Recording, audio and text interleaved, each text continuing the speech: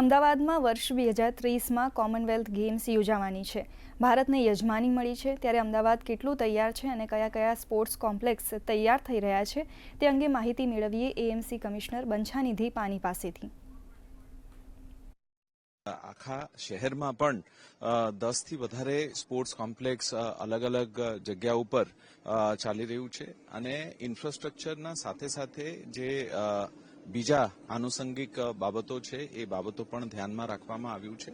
આપણા માટે ખૂબ મહત્વપૂર્ણ છે કે આ ખાલી કોમનવેલ્થ નહીં પણ એના પહેલા પણ અને એના પછી પણ અમદાવાદ એક સ્પોર્ટ્સ કેપિટલ બનવા માટે ખૂબ મહત્વપૂર્ણ આ પગલું છે. ઘણા બધા કોમ્પિટિશન્સ, દાખલા તરીકે કોમનવેલ્થ વેટલિફ્ટિંગ છે, એક્વેટિક્સ છે, એ બધા કોમ્પિટિશન્સ હમણાં યોજાઈ ચૂક્યું છે. અમદાવાદ અગાઉ પણ નોન સ્પોર્ટ્સ ઇવેન્ટ્સ હોય, કોલ્ડ પ્લે જેવા હોય કે સ્પોર્ટ્સ ઇવેન્ટ્સ હોય, આઈસીસી વર્લ્ડ કપ 2023 હોય, એવા તમામ જે સ્પોર્ટ્સ અને non sports events already delivery થઈ ચૂક્યું છે. એટલે આપણા માટે ગર્વ અને ગૌરવની બાબત છે.